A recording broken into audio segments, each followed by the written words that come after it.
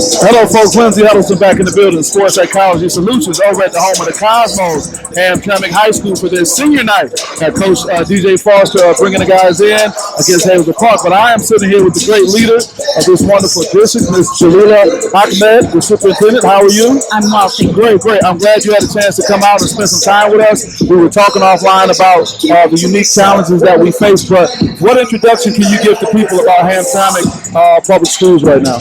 Hamtramck Public Schools is a wonderful school system. We believe in our students. We believe in our parents. We work to empower, engage, and elevate everyone. Empower, engage, and elevate. That's great. That's great. That's right. So what is it like? I'm a native Detroiter. I've been in Lansing for 20 years. And I knew Hamtramck as being home of the Cadillac plant, Pole Town, etc., Polish community. I came out here last week and I was totally amazed with the Middle Eastern influence. Like, where have I been? What have I missed? Yes. When you look at our languages, we have about 3,500 students. From the languages alone, the Middle Eastern population, which consists of the Yemeni Americans, is 1,500. Wow. That's the language group. And then Bosnian follows, Bangladesh. Bangla language follows with about 900. And then we have all our other languages. Wow. So it's growing, and a lot of it is due to, the war in Yemen. So, unlike many other schools throughout the state of Michigan, your school population is impacted by global events. Absolutely. Wow. Absolutely. So how do you quote unquote teach in that environment, lead in that environment, mentor in that type of environment? Before I continue, Hamtramck also has been a distinguished hometown, and it's been a safe haven for many people from all over the country. Okay. How do we? Well, we look to empower. It was always known as that. You're saying. Yes, and it's. I think it will continue as the generations continue. Right. People like the diversity and everything that Hamtramck City has to offer. Sure. In terms of our school district, we believe in being proactive, understanding our community members, having representation of our community members, and empowering them to be a part of the education system. When we have situations, we like to bring families in and let them know that they are a part of. Right. We're not just giving them information. We're not just telling them. We need them to be a part of the community and really be true partners in education. Now, when you talk about that community aspect, again, having such a diverse population from all corners of the globe, particularly the Middle East, where is the challenge in making people feel comfortable with accepting this westernized culture, quote-unquote westernized education, if I could, or just kind of making them feel comfortable here like they would be in their home country? One of the things is ensuring that there's transition processes in place. Okay. Because the culture shock can be very detrimental to a student that's coming from a war-torn country. Right. To a student who maybe left the family, loved ones, belongings, and now is trying to figure things out. Right. So this element is a part of our transition. Sure. We have English language development specialists in each building. And I know that's important. Yes. That affects the kids' confidence and being able to speak and participate. Absolutely. And then depending on whether or not they had formal educational background or not, then we create systems in place. And the less formal educational background that they have, the more supports, intervention supports that they get. Okay. And we try to detect any issues if we suspect the child may be disabled or is dealing with trauma. We try to figure that out earlier and try to see who would provide that intervention support for them. And when you talk about trauma as a sports psychology consultant, I can't help but think trauma as it relates to what's happening in school with a high school student, who's been living here all their life, compared to trauma when the student is detached from their family, having international, there's a lot of other things that go into play with that. Oh yeah, absolutely.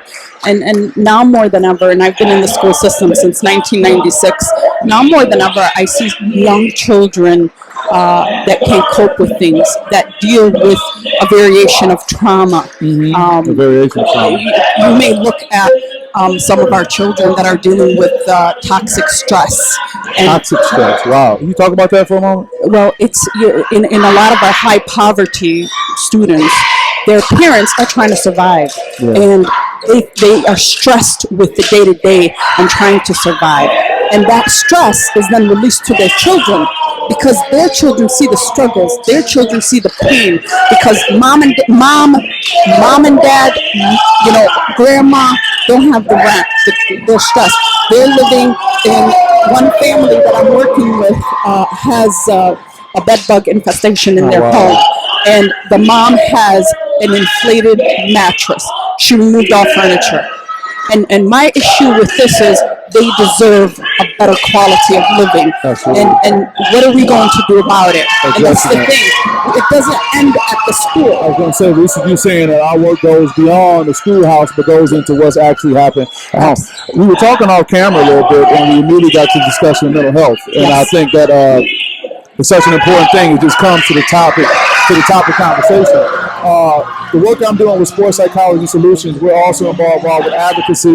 We'll be at the state capitol Thursday, as I told you, working with the American Foundation for Suicide Prevention. One thing I want to share for the people who may be watching this is a great resource to the American Foundation for Suicide Prevention. There's a crisis text line.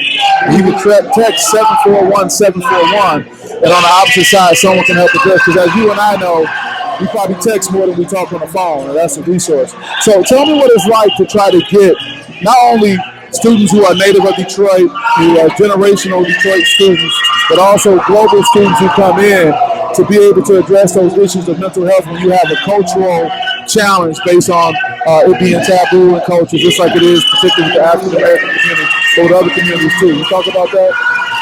So a lot of times parents or guardians tend to downplay the issues, and they look at it and say, "Oh, she's got everything that she needs. She's just being spoiled. She dresses nice. She got the latest iPhone, etc., and things like that." They don't understand, and we have to take them aside and say, this is a serious issue.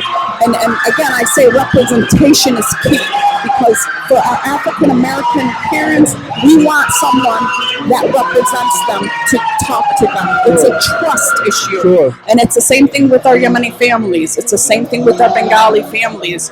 Having people that, number one, understands the language, number two, understands the cultural aspects of things, and then number three, having experts to work with the families and let them understand the seriousness of this, and then what we need to do for the threat assessment and ensuring that their child is seen, is treated, and we have follow-up continuing. Wow, so that whole program is being worked through. One thing you said I think is noteworthy, that you're acknowledging. In mainstream America, we don't tend to acknowledge racial, cultural, or those type of components, especially when it comes to professional services. It's almost like, okay, we're going to provide you what you need, here you go. But you're acknowledging that up front, talking about the impact of having someone that someone can be more relatable to. It's like you're not running from that. You're being 100% authentic about that. Talk about that a little bit. I've said it time and time again, in the initiatives with the census, in the initiatives with, getting people out to vote. Representation is key. I don't want someone knocking at my door that I can't relate to, that I don't understand. Sure. And especially if I don't understand the language, especially if I am dealing with generational poverty, situational poverty. I don't want to hear that from them. I need someone that looks like me, that I could relate to, and that will help me understand. Especially if there's a fear that what I share with you can negatively impact me, can impact my resources or my family unit. Absolutely. And there's a threat. There's a threat anytime someone is going beyond. If you're going into a person's home, if you're bringing the parent to the school, talking about their child, there's an element of uncomfortability for our parents. And in order for us to make sure that, we guide and support our parents, we want to make sure that, we do what we can to have the families understand the situation and trust us as well. Because at the end of the day, the students' well-being is our primary and ultimate interest Wow. in the entire conversation. Well, what we've talked about here is the social economic impact of what we live with every day. Talk about how sports plays in this as we sit here at this senior game, senior night, packed crowd. I mean, a fun time. Talk about how this works into the overall plan of what's happening here at Hamtramck schools.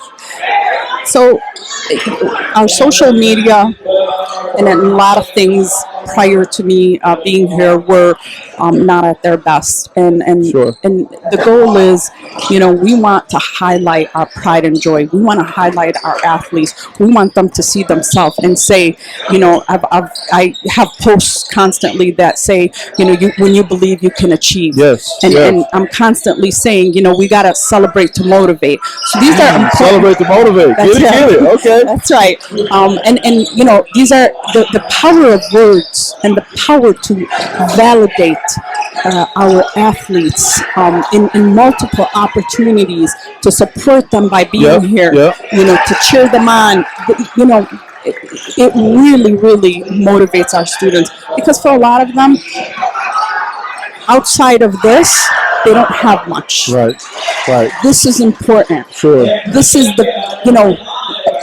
children of poverty need an outlet. Absolutely. This is an outlet. My concern is when the season ends, what are we going to do? Well, two things. When you talk about poverty and recognize that when we look at zip codes and we know what that can tell us, this is a beautiful edifice. This building itself, and I'm assuming that the rest of the school is like that as well, you don't get a sense of impoverishment. So there's a sense of pride here with that. That's one thing. And when you were saying your motivational things outside on the door of the school, it said, follow your passion and go confidently towards your dreams, or something to that form of effect. I had to ride around the block a second time so I could read that again. I was like, yeah, that's what I'm talking about. Yeah. So you're very proactive in empowering the young people and helping them, even when they're coming from situations that many of us couldn't relate to. Exactly. And children that are dealing, again, with the toxic stress, with situational poverty, with generational poverty, sometimes when, you sit and you talk to them and you say, where do you see yourself in 5 years? Right. It's a long pause. A lot of them will tell you flat out, I don't know.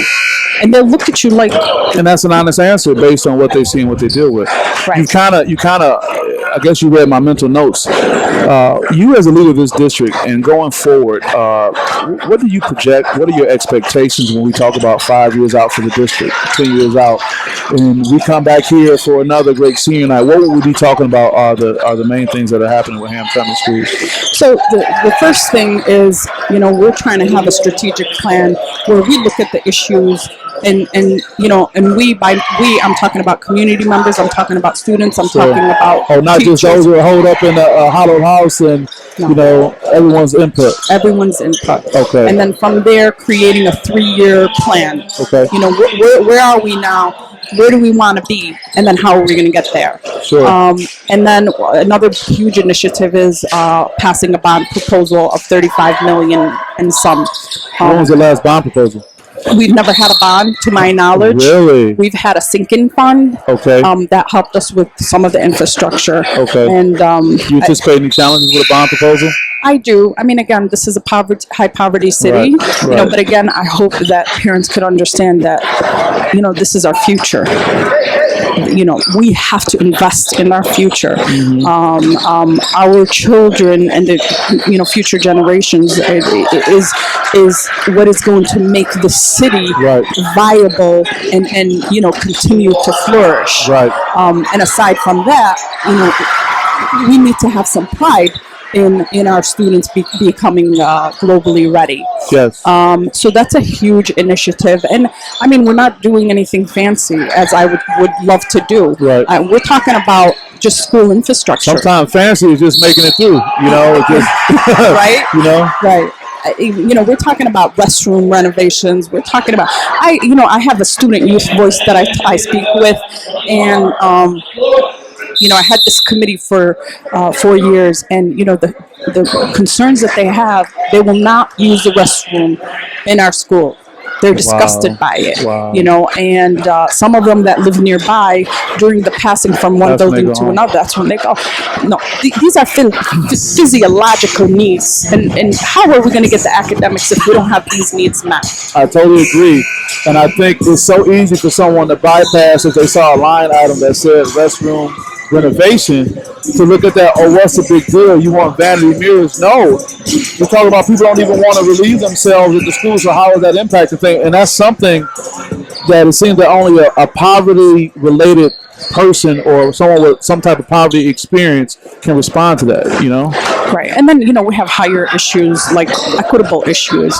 We've got 10 portables that when you look at our school, our district configuration, 30% of our African American students are at that building. So that's an equity issue. They're the ones that are in the portables, and they've been in use portables for 10 years. And my issue is, how can we make a temporary situation a permanent situation?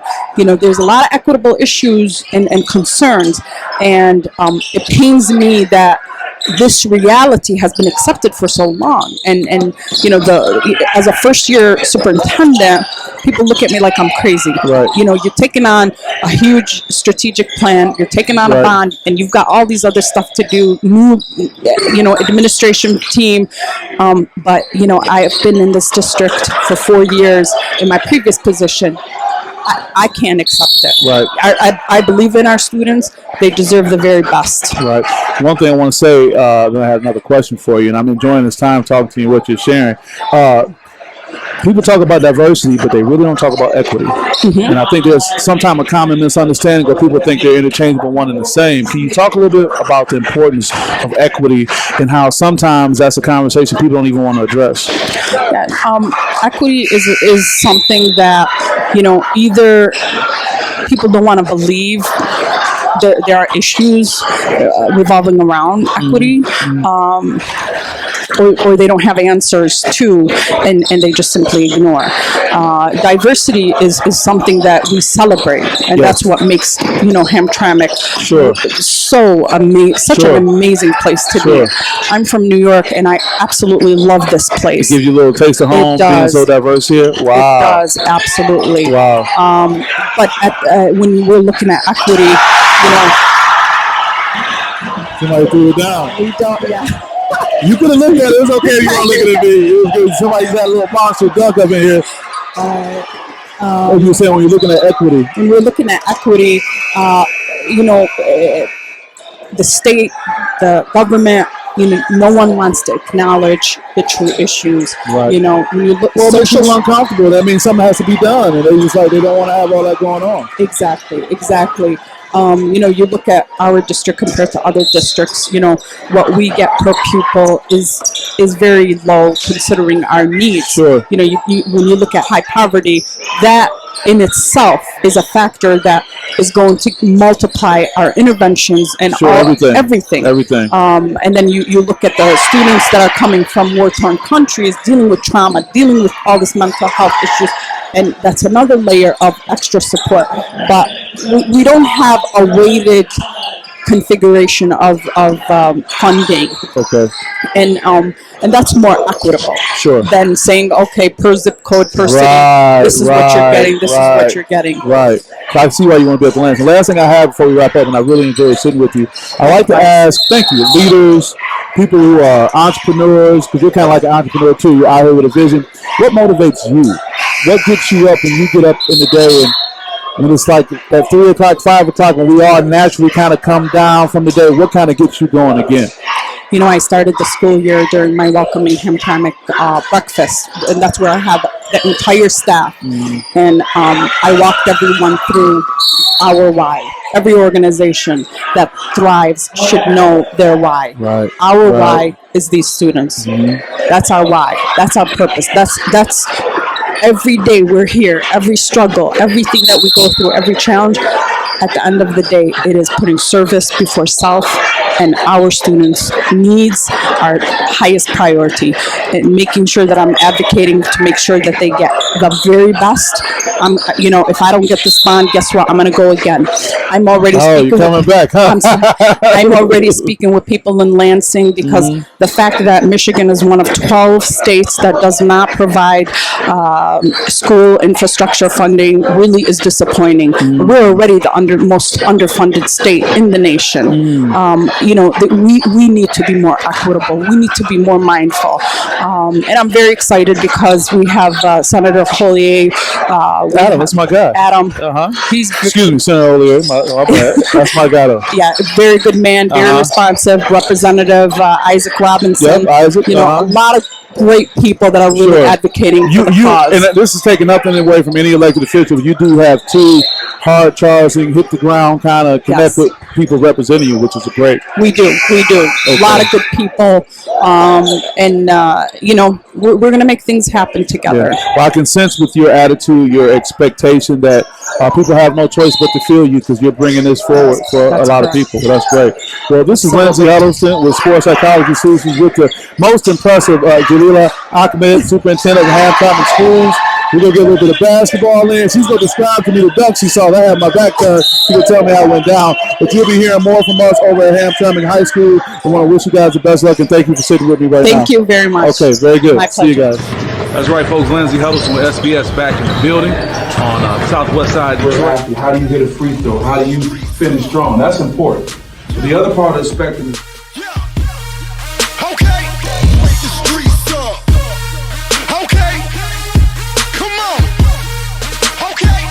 always packed, always loud, always crazy. So it's a tough place to play in. You gotta go in there with a mind. So I'll be in there tomorrow. That's really my motivation. Is I want to be like Gabe Brown. Gabe Brown shoots like